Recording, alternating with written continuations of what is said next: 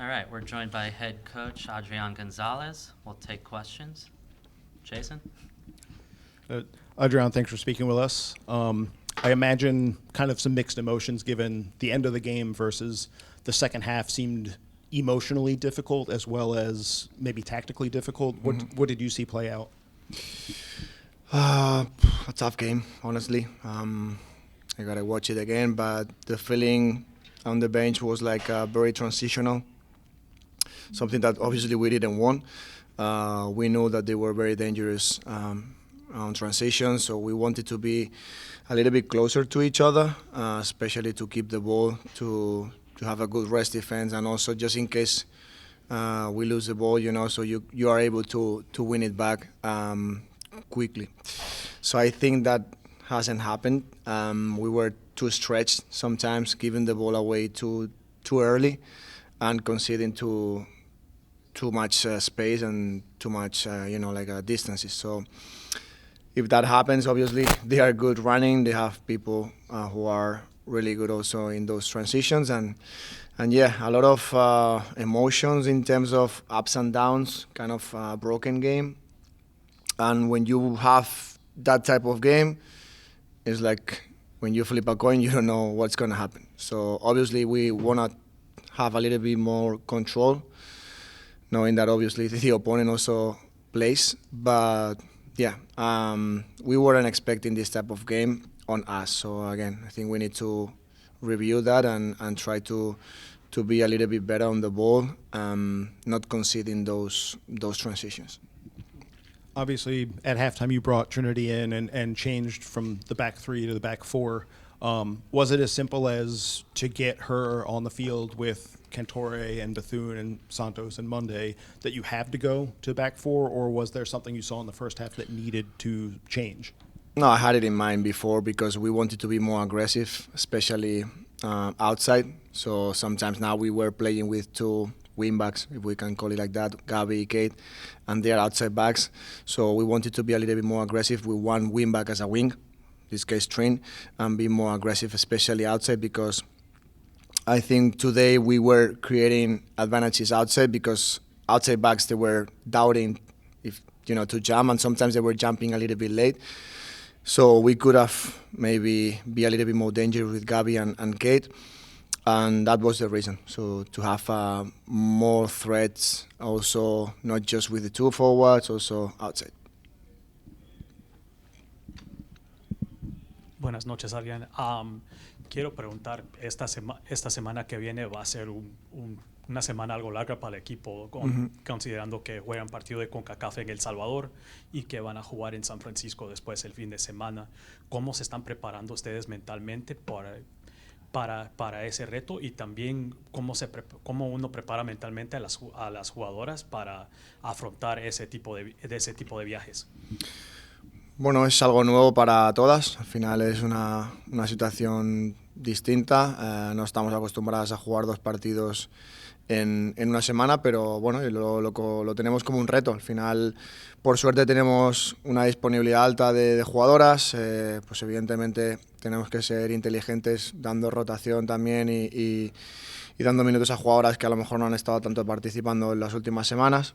Y a partir de ahí, pues intentar recuperar lo mejor posible, estar juntas e intentar hacerlo lo mejor posible. Nosotros afrontamos la competición con muchísimo respeto y con la intención de ganar cada partido. Eso es al final nuestra identidad. Y bueno, va a ser una semana larga, pero estamos bien preparadas y con ganas de afrontarla.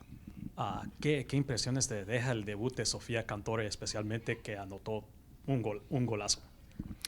Bueno, debutó la semana pasada. Debut, sí. Bien, la verdad que contento por ella porque al final, bueno, es una jugadora que nos va, yo creo que aportar mucho, muy versátil, tiene la capacidad de atacar muy bien la espalda de las centrales, tiene gol, ya lo hemos visto, tiene yo creo que un golpeo muy bueno y luego también pues muchísimo trabajo a nivel defensivo. Entonces, bueno, queremos ser pacientes con ella porque evidentemente se tiene que adaptar al ritmo de la competición. A nivel físico la liga exige muchísimo y viene también de una competición donde ha jugado muchísimo, ¿no? Con Italia. Y bueno, estamos intentando poco a poco que se vaya adaptando, conociendo a las compañeras, adaptándose también al ritmo de la liga y bien, la verdad que muy contento por ella. Gracias. Go. Back row. Hola Adrián, Larissa Aguirre para SBL Sports. El partido de esta noche, un juego muy complicado, un autogol y un penal en contra, pero el partido se salva al minuto 90 más 10. ¿Cómo está el equipo en este momento después de esta noche, de este juego, tras el empate?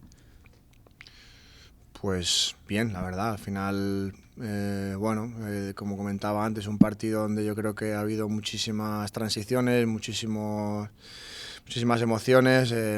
Creo que es positivo y es algo que siempre remarco, que el equipo pelea hasta el final, nunca nos damos por vencidas y bueno, es algo una seña de identidad que el equipo hasta el final siempre está intentando pues remontar en este caso, marcar y lo estamos consiguiendo.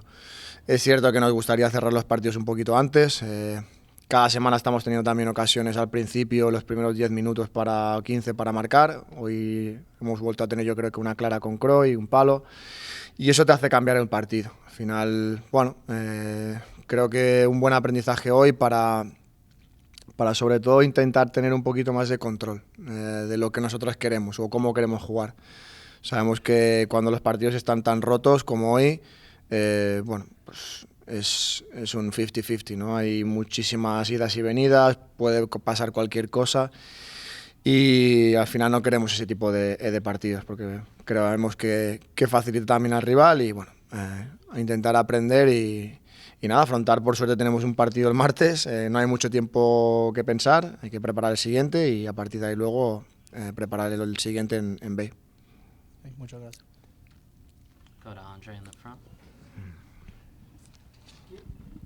Hey, Adrián. Thanks for speaking with us. When we were talking to Croy earlier, she said that the formation change made it a little bit more difficult in the back four to find the pockets, players in the pockets. Do you agree with her assessment in that? And also, what can you kind of do to kind of work on making sure that if you do switch between formations, you don't lose that critical space? Yeah, we switched the formation, but the intention was to have the same shape attacking because was trying to build up with three, with Gabi going a little bit higher. And yeah, I need to watch it again, but I think today having Lacey, playing in both heights, sometimes she was in base helping Hal, so we were missing that pocket. We had just Croy there. The intention also was occupying that also with one forward, and sometimes we couldn't find it. And I think when we were having those four players inside, Hal, Lacey, Croy, plus maybe one forward, I think we could have been like more dangerous, to be honest. So because at the end of the day they were playing just with Flynn inside sometimes and creating doubts on her having two players in each side. So I think was something that we wanted. But yeah, I don't think it's because of the formation. I think also Gabi was a little bit maybe fatigued maybe, or she wasn't going high enough to create that build up with three. But yeah, again, I think it's something that we need to review. I feel that also we were playing sometimes too much finding the forwards to vertical, which is something that obviously give us a lot because when we provoke those situations, forcing the outside backs jumping, then you have the advantage in front. But I think we need to improve a little bit also finding those pockets and finding base and try to combine that with the other attack. Thank you. And I guess the game overall, it is a frustrating 2-2, but it's kind of a soft penalty and a deflection, so it's not like you conceded a lot. But the Spirit did fight back, and one thing that we've talked about a lot is Rose Kawasi scoring goals. And she finally got one, and it was a terrific celebration. So what does it kind of mean for her being able to see the ball go in the back of the net, but particularly in a moment like that? Yeah, something really positive. We know that she's been trying for a long time, and that's something really positive for her and also for the team. So we want to improve also and being, very dynamic and having players who can score. That's something that I feel like we had in the past. We could score in a different ways with many players, and we are trying to empower them also to have that.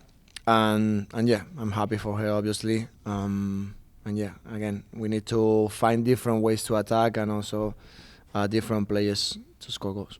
All right, thank you. Thank you. Take two more.